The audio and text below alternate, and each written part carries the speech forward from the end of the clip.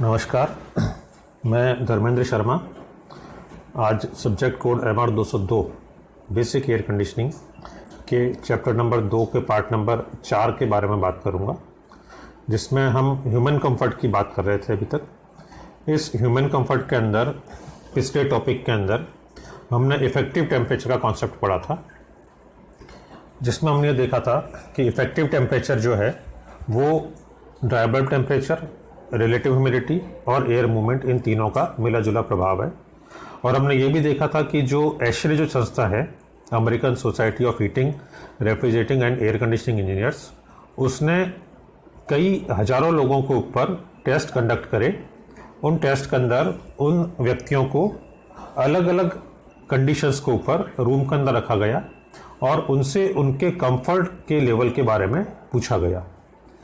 ये जो भी स्टडीज़ हुई, इन स्टडीज़ के जो रिजल्ट आए, इन रिजल्ट्स को फिर ग्राफिकली एक चार्ट के ऊपर दिखाया गया। तो ये जो रिजल्ट्स दिखाए गए हैं ग्राफिकली एक चार्ट के ऊपर, इस चार्ट को नाम दिया गया है कंफर्ट चार्ट। तो बेसिकली एशरे की जो भी स्टडीज़ हैं ह्यूमन कंफर्ट के बारे में, उस सारी स्टडीज़ का जो निचोड़ है, वो निचोड़ एक ग्राफिकल फॉर्म के अंदर इस कंफर्ट चार्ट के ऊपर दिखाया गया। इस कंफर्ट चार्ट के अंदर आपको ये मालूम पड़ेगा कि किन टेम्परेचर, ह्यूमिडिटी, एयर मूवमेंट की कंडीशन के ऊपर कितने % लोग कंफर्टेबल फील करते हैं। और इन तीनों का कॉम्बिनेशन मैंने आपको बताया हुआ है कि इफेक्टिव टेम्परेचर कहलाता है। तो किस इफेक्टिव टेम्परेचर के ऊपर कितने % लोग कंफर्ट का फील करते हैं, और ये कंफर्ट की फीलिंग समर के अंदर क्या रहती है, विंटर के अंदर क्या रहती है, और ऑल ईयर के अंदर ये कंफर्ट की फीलिंग क्या रहती है। इन सब का जो प्रेजेंटेशन है वो प्रेजेंटेशन कहलाया ग्राफिकल चार्ट। ये जो कंफर्ट चार्ट है, ये कंफर्ट चार्ट एयर कंडीशनिंग की प्रॉब्लम्स को समझने के अंदर और एयर कंडीशनिंग की प्रॉब्लम्स को सॉल्व करने के अंदर बहुत ज़्यादा हेल्पफुल है। तो किसी भी एयर कंडीशनिंग इंजीनियर को कंफर्ट चार्ट के बारे में नॉलेज होना बहुत ज़रूरी है। कंफर्ट चार्ट के बारे में और स्टडी करने से पहले हम ये समझेंगे कि ये जो चार्ट बनाया गया है, ये चार्ट कुछ एजम्पशंस के ऊपर, यानी कि कुछ धारणाओं के ऊपर बनाया गया है। ये एजम्पशंस या ये धारणाएं क्या हैं? सबसे पहले जो एजम्पशन है वो ये है कि जिन भी व्यक्तियों के ऊपर टेस्ट किए गए, उन सब व्यक्तियों ने इंडोर लिविंग के हिसाब से, घर में रहने के हिसाब से नॉर्मल क्लोथिंग, नॉर्मल जो कपड़े होते हैं जैसे पैंट शर्ट हो गया, इस तरह के कपड़े उन्होंने पहने हुए हैं। कोई पार्टी वेयर नहीं पहना हुआ है, कोई सूट वगैरह नहीं पहना हुआ है, कोई स्वेटर्स वगैरह नहीं पहने हुए हैं। जो नॉर्मल इंडोर लिविंग के अंदर कपड़े पहनते हैं, वो कपड़े उन्होंने सबने पहन रखे हैं। तो ये पहला अजम्पशन है। दूसरा अजम्पशन इसके अंदर ये है कि जिन भी व्यक्तियों के ऊपर टेस्ट किया गया, वो सारे व्यक्ति लाइट एक्टिविटी, यानी कि हल्का फुल्का कार्य कर रहे थे। हल्के फुल्के कार्य से मतलब कमरे में बैठ के पढ़ रहे हैं, ऑफिस के ऊपर, कंप्यूटर के ऊपर, लैपटॉप के ऊपर कोई काम कर रहे हैं, या बीच बीच के अंदर कमरे के अंदर टहल लिए। जैसे कि एक लेक्चर कमरे में लेक्चर ले रहा है तो वो बीच बीच में टहल लेता है, बीच में कुर्सी पे जाके बैठ जाता है। तो ये सारी जो एक्टिविटीज़ हैं, ये लाइट एक्टिविटी है। कोई भी व्यक्ति हैवी एक्टिविटी के अंदर एंगेज नहीं है। हैवी एक्टिविटी का मतलब जैसे जिम के अंदर आप कोई एक्सरसाइज कर रहे हैं, कोई साइकिलिंग आप कर रहे हैं, पुशअप्स कर रहे हैं, इस तरह की एक्टिविटी कोई भी व्यक्ति नहीं कर रहा है। सबके सब व्यक्ति लाइट एक्टिविटी के अंदर एंगेज्ड है। तीसरा जो एजम्पशन है वो इसके अंदर ये है कि एयर की जो वेलोसिटी है, वो एयर की वेलोसिटी रूम के अंदर 4.5 से लेकर 7.5 मीटर पर मिनट के बीच में है। 4.5 से लेकर 7.5 मीटर पर मिनट के बीच के अंदर एयर की वेलोसिटी वहाँ पे रखी गई है। और चौथा कि इस कंफर्ट चार्ट के बनाने के अंदर जो रेडिएशंस के इफेक्ट हैं, जो विकिरण के प्रभाव हैं, उनको इसके अंदर नेग्लिजिबल, नगण्य माना गया है कि कोई भी विकिरण के प्रभाव नहीं आ रहे हैं, जो कि मेनली ग्लास के थ्रू आते हैं। तो विकिरण का प्रभाव इनके अंदर नील है। ये 4 चीज़ों के ऊपर जो है, 4 एजम्पशंस के ऊपर ये कंफर्ट चार्ट बेस्ड है। ये अब एक डायग्राम आप सामने देख रहे हैं। इस डायग्राम के अंदर कंफर्ट चार्ट यहाँ पे आपको दिखाया गया है। तो कंफर्ट चार्ट में आप नीचे की तरफ मैं आपको दिखाऊं तो यहाँ पर आप देखेंगे कि ड्राई बल्ब टेम्परेचर यहाँ पे लिखा गया है। हॉरिजेंटली आप देख रहे हैं यहाँ पे dry bulb temperature x axis के ऊपर लिखा हुआ है 50 डिग्री फ़ारेनहाइट से शुरू होकर 100 डिग्री फ़ारेनहाइट तक ये ड्राई बल्ब टेम्परेचर जा रहा है। इसी तरह से आप वर्टिकल एक्सिस देखेंगे वाई एक्सिस, तो वाई एक्सिस के ऊपर वेट बल्ब टेम्परेचर लिखे हुए हैं 40 से लेकर ये ऊपर तक आप देखेंगे ये रीडिंग्स आपके ऊपर तक ये रीडिंग्स जा रही हैं। जो इंक्लाइंड लाइंस आप यहाँ पे देख रहे हैं, जो इंक्लाइंड लाइंस हैं, ये इंक्लाइंड लाइंस इसके अंदर रिलेटिव ह्यूमिडिटी की लाइंस है। मैं आपको छोटा करके इसको दिखाऊं तो रिलेटिव ह्यूमिडिटी की लाइंस जो है वो इंक्लाइंड लाइन इसके अंदर है।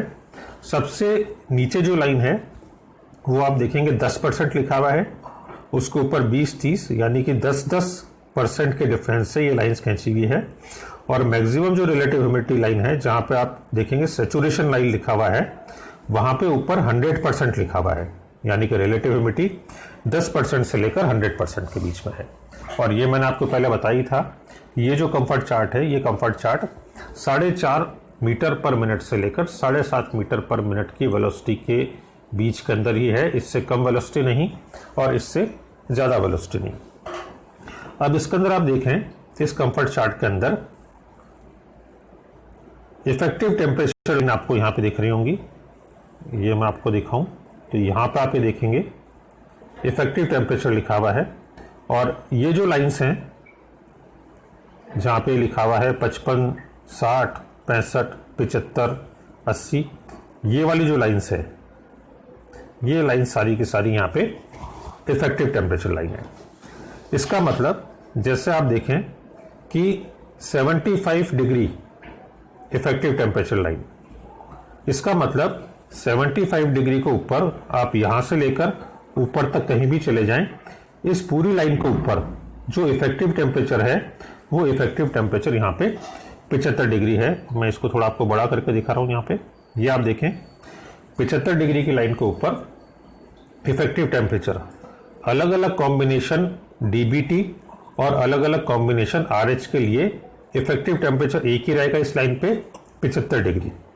जैसे सबसे पहला जो पॉइंट है, इस पहले पॉइंट के ऊपर यदि आप देखें तो यहाँ पे ये 75 डिग्री पे नीचे आप जाके देखेंगे तो लगभग 90 डिग्री सेंटीग्रेड जो है यहाँ पे डीबीटी है।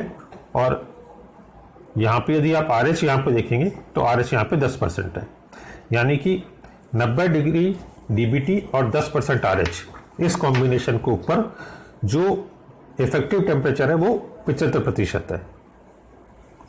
ऐसे ही दूसरा कॉम्बिनेशन आप देखें, यहाँ पे यदि मैं देखता हूँ यहाँ पे 80 डिग्री डीबीटी और इसको ऊपर 30%,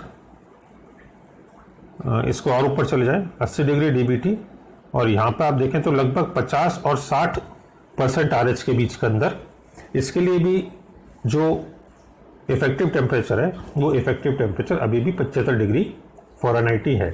इसका मतलब अलग अलग कॉम्बिनेशंस के लिए जो लोगों की फीलिंग है वो लोगों की फीलिंग कंफर्ट की इस लाइन के ऊपर सेम है। यहाँ पे नीचे आप देखेंगे तो यहाँ पे लिखा हुआ है परसेंटेज ऑफ पर्सन्स कंफर्टेबल, कितने परसेंट लोग जो हैं वो कंफर्टेबल फील कर रहे हैं। ये यहाँ पे नीचे लिखा हुआ है 50%, 65, 75, 84, 97, वापस से दूसरी तरफ घट रहा है 81, 65, 40। तो ये अलग अलग लोगों की परसेंटेज इसके ऊपर वो कंफर्टेबल फील कर रहे हैं। इसके आधार के ऊपर आप जब बीच में यहाँ पे जाएंगे तो यहाँ पे देखेंगे 3 जोन्स यहाँ पे बने हुए हैं। एक है यहाँ पे समर कंफर्ट जोन,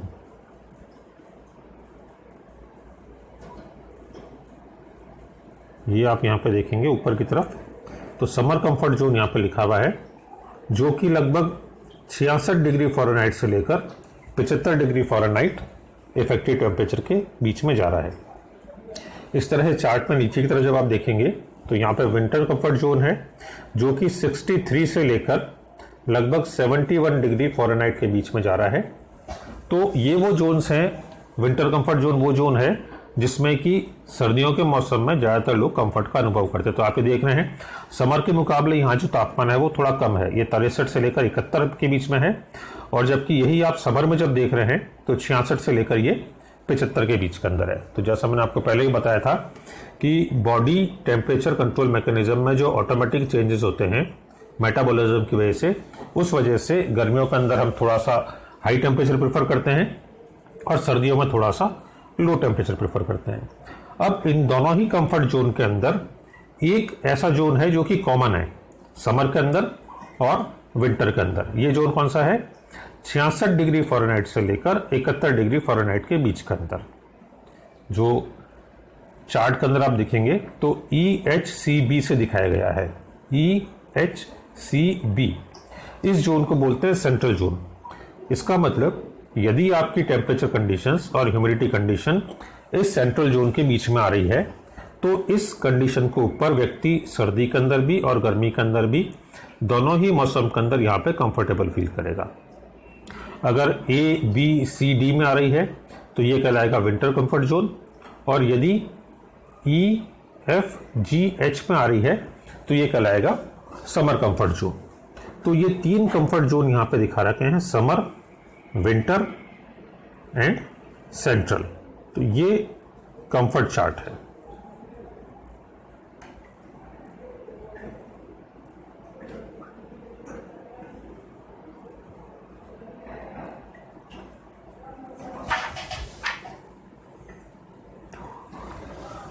अब माफ कीजिएगा, स्लाइड आगे चली गई थी, मैं वापस से इससे पीछे आ रहा हूँ। कंफर्ट चार्ट के बाद में नेक्स्ट जो हमारा आता है कंफर्ट जोन, जिसके बारे में अभी मैंने आपको चार्ट के दौरान ही डिस्कस कर लिया था। 3 जोन इसके अंदर दिखाए गए थे। विंटर कंफर्ट जोन जो कि ABCD था, जिसके अंदर RH और DBT के अलग अलग कॉम्बिनेशन दे रखे थे, जिनमें विंटर सीजन के अंदर ज़्यादातर लोग कंफर्टेबल फील करते हैं। ये जो रेंज, अगर यदि डिग्री सेंटीग्रेड की बात करें तो ये रेंज होती है लगभग 18 डिग्री से लेकर 22 डिग्री सेंटीग्रेड के बीच में। इस तरह से समर कंफर्ट जोन, जिसके अंदर के ज़्यादातर लोग समर में कंफर्टेबल फील करते हैं, वो टेम्परेचर जोन होता है 19 डिग्री सेंटीग्रेड से लेकर 24 डिग्री सेंटीग्रेड के बीच में। और इसका जो बीच वाला जोन था वो जोन था सेंट्रल जोन, जिसके अंदर सर्दी में और गर्मी के अंदर दोनों ही मौसम के अंदर जो ऑक्यूपेंट है वो ऑक्यूपेंट कंफर्टेबल फील करते हैं। तो ये 3 जोन्स थे, समर, विंटर एंड कंफर्ट। इसके बाद में इसमें नेक्स्ट टॉपिक आता है लिमिटेशंस ऑफ कंफर्ट चार्ट, कि ये जो कंफर्ट चार्ट बनाया गया है इस कंफर्ट चार्ट की सीमाएं क्या है। तो इस कंफर्ट चार्ट की जो सीमाएं हैं वो सबसे पहला है the presence of appreciable draught either in a heating or cooling situation will affect chart value. जैसा कि मैंने आपको पहले बताया कि जो वेलोसिटी है वो 4.5 से लेकर 7.5 के बीच के अंदर रखी गई है। यदि वेलोसिटी हम ज़्यादा करते हैं, यानी कि ड्राफ्ट ज़्यादा आ रही है, आपको हवा का झोंका आ रहा है, तो उस केस के अंदर आपके जो चार्ट की वैल्यू है वो प्रभावित हो जाएगी। जैसे मान लीजिए कि जब 6 मीटर पर सेकंड वेलोसिटी है और आपके चार्ट के अंदर जो इफेक्टिव टेम्परेचर है उसके हिसाब से व्यक्ति अपने आप को कंफर्टेबल फील कर रहा है, मगर वेलोसिटी आपने बढ़ा के 7.5 मीटर पर सेकंड से ज़्यादा कर दी तो उसमें व्यक्ति की जो कंफर्ट फीलिंग है वो कंफर्ट फीलिंग वहाँ पे ख़त्म हो जाएगी। तो यदि ड्राफ्ट है वहाँ पे तो उस केस के अंदर हीटिंग हो या कूलिंग हो, दोनों ही के अंदर जो कंफर्ट फीलिंग है वो कंफर्ट फीलिंग बदल जाएगी और चार्ट की वैल्यू उस वक्त आपके प्रभावी नहीं रहेगी। इस तरह से जैसे मैंने आपको बताया था कि रेडिएशन इफेक्ट जो हैं वो रेडिएशन इफेक्ट इसके अंदर नेग्लिजिबल माने गए हैं, मगर प्रैक्टिकली जब हम देखेंगे तो हम ये पाएंगे कि एयर कंडीशन बिल्डिंग के अंदर रेडिएशन इफेक्ट का बहुत ज़्यादा रोल होता है, पर्टिकुलरली वहाँ पे जहाँ की ग्लास सरफेसेस ज़्यादा हैं और एक्सपोज सरफेसेस जो हैं वो एक्सपोज सरफेसेस भी ज़्यादा हैं, क्योंकि ऐसी जो भी सरफेसेस हैं वो सर्दी के दिनों के अंदर बहुत ठंडी हो जाती है, जिससे कि आपके शरीर से जो रेडिएशन के द्वारा हीट है वो उस बॉडी को जाएगी, और इसी तरीके से गर्मी के दिनों के अंदर वो जो इसके ग्लास है या सरफेस है बिल्डिंग की वो गर्म हो जाएगी और बॉडी उससे हीट को रिसीव करेगी। तो इन दोनों ही केसेस के अंदर रूम टेम्परेचर कंफर्ट जोन में होने के बावजूद भी जो व्यक्ति है वो आराम का अनुभव नहीं कर पाएगा। जैसा कि एग्जांपल के तौर पर मैं आपको बताऊं कि सर्दी के दिनों के अंदर या गर्मी के दिनों के अंदर आप ट्रेन में या बस में अगर विंडो के पास में बैठे हुए हैं तो आपको सर्दी या गर्मी उस केस में ज़्यादा लगेगी, क्योंकि आपकी जो बॉडी है वो कोल्ड सरफेस जो है सर्दी के दिनों के अंदर जो सरफेस है बस की या ट्रेन की वो ठंडी हो जाएगी और आपकी बॉडी डायरेक्टली वहाँ से कूलिंग का अनुभव करेगी, ज़्यादा वो ठंड का अनुभव करेगी। इस तरह से गर्मियों के दिनों के अंदर आपको गर्मी वहाँ पे ज़्यादा लगेगी। इस तरह से यदि कहीं पे किसी बिल्डिंग के अंदर ग्लास ज़्यादा लगा हुआ है तो उस ग्लास से भी रेडिएशन के द्वारा हीट अंदर आएगी और इंडोर टेम्परेचर कंफर्टेबल होने के बावजूद भी व्यक्ति जो है वो गर्मी का अनुभव करेगा। इस तरह से आप देखें कि जो छत होती है वो छत भी दिन भर सोलर से हीट को रिसीव करती है और उसका जो टेम्परेचर है वो टेम्परेचर काफ़ी बढ़ जाता है।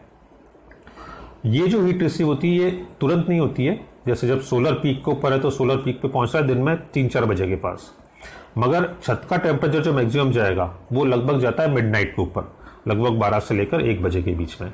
तो उस वक्त आपकी जो बॉडी है वो उस गर्म छत से हीट को रिसीव करेगी और एयर कंडीशन रूम के अंदर भी रूम टेम्परेचर सही होने के बावजूद आपको अनकंफर्ट की फीलिंग वहाँ पे हो सकती है। तो ये सारे रेडिएशन से इफेक्ट हैं जो कि जब भी हम कंफर्ट चार्ट को कंसल्ट कर रहे हो तो हमारे को ध्यान में रखना चाहिए कि कंफर्ट चार्ट के अंदर रेडिएशन के इफेक्ट को काम में नहीं लिया गया है। जब भी हम किसी एयर कंडीशनिंग की प्रॉब्लम को सॉल्व कर रहे हैं तो रेडिएशन के इफेक्ट को और इसी तरह से जो ड्राफ्ट है, जो वेलोसिटी है, उस वेलोसिटी के इफेक्ट को हमारे को अलग से वहाँ पे कंसिडर करना पड़ेगा और उस हिसाब से हमारे को डिसीजन वहाँ पे लेना पड़ेगा। तो ये था कंफर्ट चार्ट के बारे में, कंफर्ट जोन के बारे में और लिमिटेशन ऑफ कंफर्ट चार्ट के बारे में। धन्यवाद।